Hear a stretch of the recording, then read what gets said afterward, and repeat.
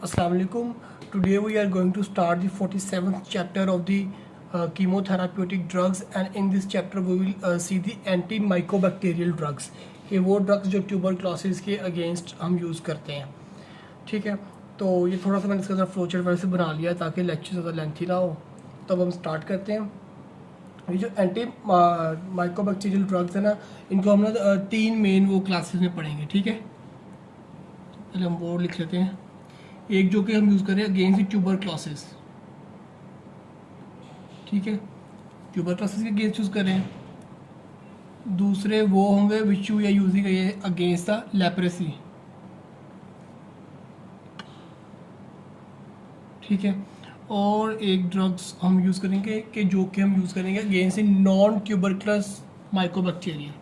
जो ट्यूबरक्लोसिस नहीं करे माइकोबैक्टीरिया, वो कौन से आते हैं. ठीक है, non tuberculosis mycobacteria.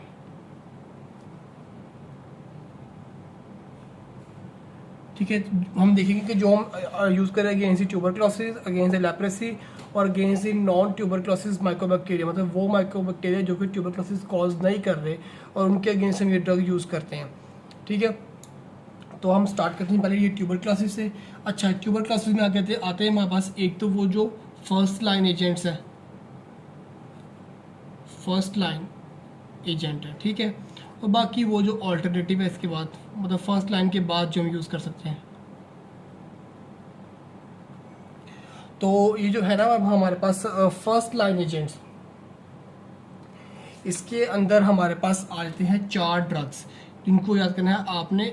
Mnemonic Areej, IREZ, Areej. ये क्या है जी? आइसोनेजिड, रिफैम्पिन, इथैम्ब्यूटोल, पारादिनामाइड, अरीज. ये याद कर लें, ये हमारे आगे ये बहुत काम आने वाली चीज़ है, अरीज. ठीक है, और ऑल्टरनेटिव के लिए हम याद कर लेंगे कैप, CAPE, कैप. ठीक है, CAPE इसके क्या बना? सी से हमारे पास आ जाएगा सिप्रोफ्लॉक्सासिन जो कि है हमारे पास फ्लोरोक्विनोलोन. ए से आ जाएगा हमारे पास एमिकासिन जो कि आ जाएगा अमाइनोग्लाइकोसाइड. पी से आ जाएगा पैरामाइनस सैलिसाइलेट और ई से आ जाएगा इथाइनोमाइड. बस ये चार याद कर लें, ये इनफ है. और ये सिर्फ इतना ही पता हो अल्टरनेटिव का आपको. ये जो फर्स्ट लाइन है इनको हम डिटेल में आगे इस टेबल पे डिस्कस कर लेते हैं. तो अब हम आते हैं इन्हीं पहले इन चार को डिस्कस करते हैं. तो ये जो आइसोनाजेट्स हैं, सबसे पहले तो हम देख लेते हैं इनका मोड ऑफ एक्शन, कि ये जो है वो एक्ट कैसे करते हैं. तो जो इनका मोड ऑफ एक्शन है ना हमारे पास, वो है जी inhibition of mycolic acid synthesis. क्या है? Inhibition of mycolic acid synthesis. अच्छा, ये जो माइकोलिक एसिड होता है ना, ये इसकी बैक्टीरियल सेल वॉल का एक कंपोनेंट है, बड़ा इंपॉर्टेंट. तो जब इसकी सिंथेसिस को इनहिबिट कर देंगे तो वो सेल वॉल जो है उसकी वो वीक हो जाएगी और वो उसकी डेथ हो जाएगी. ठीक है, ये आ गया इसका मोड ऑफ एक्शन. फिर हम आते हैं रेजिस्टेंस की तरफ, कि इस ड्रग को रेजिस्टेंस कैसे आते हैं आइसोनाजिड की. तो वो है जी दो मेथड है रेजिस्टेंस के. एक है जी mutation in katG gene और दूसरा है जी म्यूटेशन इन ए जीन. ठीक है, तो इन दो जीन्स में म्यूटेशन से जो है हमारे पास आइसोनाजिड की रेजिस्टेंस आ जाती है. इन सब की रेजिस्टेंस ना ऑलमोस्ट ये जीन्स की म्यूटेशन से. तो ये जीन्स आप याद कर लेना, ये MCQ में पूछ लेते हैं आपसे. तो अब हम देखिए इसकी फार्माकोकाइनेटिक्स.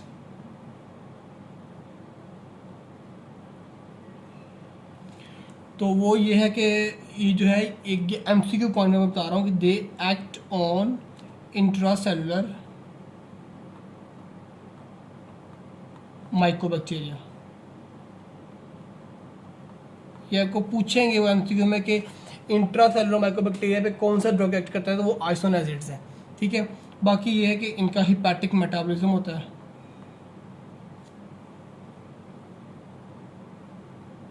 बस इसमें इतना याद कर लें.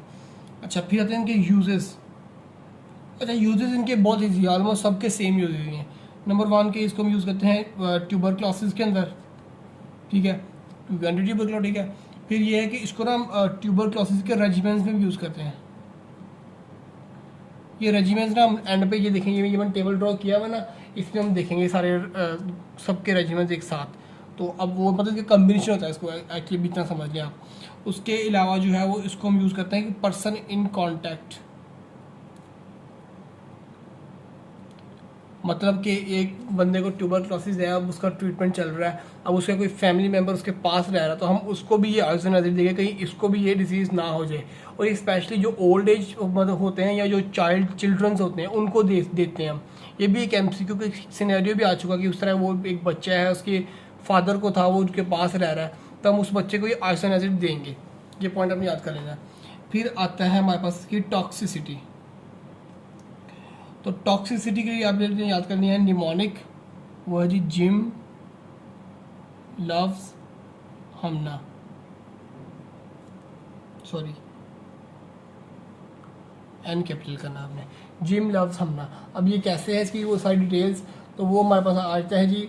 जे से आ जाएगा हमारे पास jaundice, I will be for insomnia, M will be for inhibit the liver metabolism inhibit हो जाएगा, एल विल बी फॉर के एबनॉर्मल लिवर फंक्शन हो जाएगा, H will be for, H को हम ना 3 में लेंगे, इसकी तीन चीज़ें से बनती है। हिपैटोटॉक्सिसिटी आ जाएगी हमारे पास, हेपाटाइटिस आ जाएगा, और हिमोलिसिस आ जाएगी glucose 6 phosphate dehydrogenase deficient patients में, और एन पी हमारे पास आ जाएगा न्यूरोटॉक्सिसिटी। तो ये जो है हमारे पास इसके टॉक्सिसिटी के टॉक्सिक इफेक्ट्स हैं। तो ये हमारे पास यहाँ पे आर्सेनिक हमारा क्लियर हो गया। अब जो है वो हम आ जाते हैं नेक्स्ट रिफैम्पिन के ऊपर। तो रिफैम्पिन का जो मोड ऑफ एक्शन है ना, that is inhibit DNA dependent RNA polymerase. RNA polymerase को इनहिबिट करेगा ये। वो देखो आर से रिफैम्पिन और आर से आरएनए पॉलीमरेज, ऐसे आप उसको याद भी कर लेंगे कि इसने जो वो डीएनए डिपेंडेंट आरएनए पॉलीमरेज को इनहिबिट कर देना। फिर आती है इसकी रेजिस्टेंस। तो रेजिस्टेंस है जी change in sensitivity, change in drug sensitivity, कि वो ड्रग की जो वो सेंसिटिविटी है ना वही कम हो जाती है, वो ऑल्टर हो जाती है, जिसकी वजह से वो एक्ट नहीं कर पाता, वो रेजिस्टेंट आ जाती है। ठीक है। फिर फार्माकोकाइनेटिक्स, तो ये क्या है कि दे कैन क्रॉस सीएनएस का वैल्यूज, जो ब्लड ब्रेन बैरियर है इसको क्रॉस करके ये सीएनएस में चली जाती हैं। ठीक है। बाकी ये है कि they undergo intero hepatic circulation, ये एमसीक्यू पॉइंट है कि कौन सा जो एंटी ट्यूबरकुलोटिक ड्रग है जो इंटेरो हिपैटिक सर्कुलेशन में जाता है, तो वो रिफैम्पिन है। ठीक है। उसके अलावा जो एक बड़ा ही इम्पोर्टेंट पॉइंट आपने याद रखना है वो ये है कि इसके जो मेटाबोलाइट्स हैं ना रिफैम्पिन के, बोलाइट्स आर ऑरेंज कलर में होते हैं। मतलब कि हमारे पास जो यूरिन है या जो स्वेट है या फिर हमारे पास है जो सलाइवा है, ये तीनों जो होंगे ना ये ऑरेंज। तो ये सिनेरियो आता है एमसीक्यू में भी आया हुआ है, वो आपको बताएं जहाँ पे वो बता दें उसमें उसका यूरिन है या ये स्वेट है या सलाइवा ऑरेंज है, आप लोगों ने समझा है वो रिफैम्पिन ही है। बस ये सिंपल सा इसका तरीका है इसको याद करने का, इसको वहाँ पे ढूंढने का एमसीक्यू में से। ये सबसे इंपॉर्टेंट पॉइंट का यही है। बाकी इसके यूजेस, तो यूजेस में आया था वही कि इसको हम टीबी में यूज़ करते हैं। फिर ये बड़ा इंपॉर्टेंट, इसको लेप्रेसी में यूज़ करते हैं।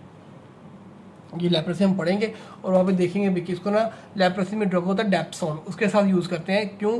क्योंकि ये जो है वो डेप्सोन की रेजिस्टेंस आने में उसको देर करता है, उसको डिले करता है रेजिस्टेंस को, तो ये फ़ायदेमंद है वहाँ पे। ठीक है।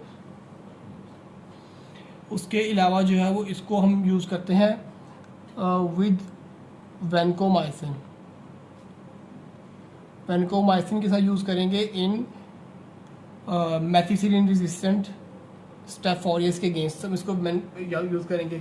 और इसको जो है ये भी एमसीक्यू पॉइंट है, इसको मेनिंजियोकोकल और स्ट्रेप्टोकोकल कैरियर स्टेट में भी हम यूज़ करेंगे। तो ये इसके ना यूजेज हैं थोड़े से, ये हमें अच्छे से नहीं, ये यूजेज में काफ़ी एमसीक्यू आते हैं इसके रिफैम्पिन के। बाकी इसकी टॉक्सिसिटी के लिए जो निमोनिक है वो है जी हमारे पास निपाल टी। तो ये कैसे है जी, एन से हमारे पास आ जाएगा नेफ्राइटिस, ई से आ जाएगा कि एक्साइट्स द P450 एंजाइम। तो ये पॉइंट हमें याद करना है कि ये पी, ये बहुत इंपॉर्टेंट पॉइंट है, इस पर स्टार लगा लें, ये इसको ज़रूर पता होना चाहिए कि P450 जो इंजाइम है जो साइटोक्रोम P450 उसको एक्साइट रिफेम्पिन करता है। P से आ जाएगा प्रोटीनोयूरिया, A से आ जाएगा एनीमिया, L से आ जाएगा लिवर डिसफंक्शन और T से आ जाएगा थ्रोम्बोसाइटोपिनिया। तो ये इसके हैं हमारे पास टॉक्सिक इफेक्ट। इसके अलावा ना एक और टॉक्सिक इफेक्ट है, वो है flu like syndrome. Flu like syndrome ये भी काफ़ी पूछा जाता है, तो इसको ना आप लोगों को याद करना अलग है, फ्लू लाइक सिंड्रोम को। अब हम नेक्स्ट आए थे इथैम्ब्यूटॉल के ऊपर। तो इथैम्ब्यूटॉल जो है वो इसका क्या है कि इसका जो मैकेनिज्म ऑफ एक्शन है वो है इनहिबिट एराबिनोसाइल ट्रांसफरेज। एसाइल ट्रांसफरेज, ये जो एराबिनोसाइल ट्रांसफरेज है ना, ये हमारे पास बना रहा होता है अरेबिनोग्लैक्टन, जो कि उसकी सेल वॉल का कंपोनेंट है। तो ये जब ये इंजाइम नहीं होगा तो वो नहीं बनेगा और वो वॉल जो खुद ब खुद वीक हो जाएगी, उसकी डेथ हो जाएगी। बाकी इसकी जो है वो रेजिस्टेंस है वो है म्यूटेशन इन EMB जीन, ठीक है। इस जीन में म्यूटेशन इसके आ रही रेजिस्टेंस। फार्माकोकाइनेटिक्स वही है कि क्रॉस करती है जी ये CNS को और एलिमिनेट होती है यूरिन में। तो मतलब कि अगर कोई किडनी की इम्पेयरमेंट है तो हमें इस ड्रग को जो है वो ध्यान से देना पड़ेगा पेशेंट को। बाकी यूजेस इसके भी वही सेम कि इसको हम TB में यूज़ करते हैं, ठीक है। बाकी जो इसकी टॉक्सिसिटी है वो है जी, क्योंकि E से इथैम्ब्यूटॉल, तो E से आ जाएगा, इसको हम ये आई रिलेटेड टॉक्सिसिटी करेगी। क्या उसमें हमारे पास आ जाएगा जी कि डिक्रीज कर देगी विजुअल एक्विटी को, ठीक है। उसके अलावा जो है ये हमारे पास कर देगी रेड ग्रीन ब्लाइंडनेस, ये भी MCQ पॉइंट है, रेड ग्रीन ब्लाइंडनेस। उसके याद कैसे करना है कि E से थैम्ब्यूटॉल, E से आई रिलेटेड, वो आ गई ये दो चीज़ें हैं। फिर हम आते हैं पारादिनामाइड के ऊपर।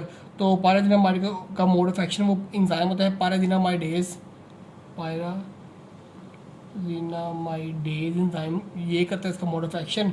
और म्यूटेशन और जो उसकी रेजिस्टेंस है वो एकदम म्यूटेशन की वजह से हो जाती है इसी इंजाइम की, ठीक है। और दूसरा ये कि इंक्रीज होता है इफ्लक्स पंप में। इफ्लक्स पंप क्या करेगा, वो ड्रग को एक्यूमुलेट होने नहीं देगा। बाकी उसकी जो फार्माकोकाइनेटिक्स वो यही है कि ये CNS को क्रॉस करती हैं, ठीक है। और ये जो है वो एलिमिनेट होती हैं यूरिन में। सेम वही चीज़ आगा कि इसकी भी जो किडनी इम्पेयरमेंट में इसका हमें ख्याल करना पड़ेगा। यूज़ भी इसका सेम कि इसको हम ट्यूबरक्लोसिस में यूज़ करते हैं। इसकी जो टॉक्सिसिटी है ना, उसके लिए हमारे पास है निमोनिक PM2 मतलब कि 2 P से और 2 ही तो इससे M से। तो P से जो 2 आते हैं ना वो हमारे पास आ जाएगा, एक तो फोटो सेंसिटिविटी या फोटोटॉक्सिसिटी, और एक आ जाएगा पोरफायरियास।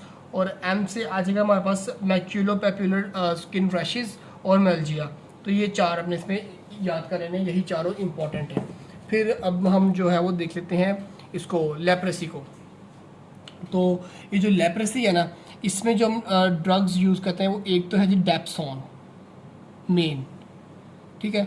मैंने आपको यहाँ बताया भी था कि रिफेम्पिन देते हैं हम इसके अंदर लेप्रेसी में, क्या कि डेप्सोन की जो वो रेजिस्टेंस को कम कर दे। वो पॉइंट हमने यहाँ पे याद रख कि डिले कर दे रेजिस्टेंस को, ये याद रख लेना आपने। फिर ये है कि जी हमारे पास इसका जो डेप्सोन का जो मोड ऑफ एक्शन है ना वो है जी इनहिबिट फॉलिक एसिड सिंथेसिस, ठीक है। बाकी इसके जो कुछ टॉक्सिक इफेक्ट्स हैं उसमें हमारे पास सबसे इम्पोर्टेंट हिमोलिसिस है। उसके अलावा स्किन रैशेस भी हैं, ठीक है। बस आप ये इतना ही याद करना है, इसके 2 टॉक्सिक इफेक्ट्स याद करें। ये डेप्सोन के बारे में आपको पता होना चाहिए। बाकी वो ये रिफेम्पिन वाला पॉइंट ज़रूर याद रखना है आपने। उसके अलावा ना कुछ अदर ड्रग्स भी हैं इसमें, अदर जो कि हम दे सकते हैं। उसमें हमारे पास एक आता है जी क्लोफेजिमिन। अच्छा, इस क्लोफेजिमिन की जो वो टॉक्सिसिटी या एक जो डिसएडवांटेज वो ये है कि ये हमारे पास स्किन डिस्कलरेशन कर देता है। ये पॉइंट आपने याद रखना, ठीक है। क्लोफेजिमिन के अलावा हम लोग जो है वो इसको दे सकते हैं, यहाँ पे हम क्लैरिथ्रोमाइसिन भी दे सकते हैं, ठीक है।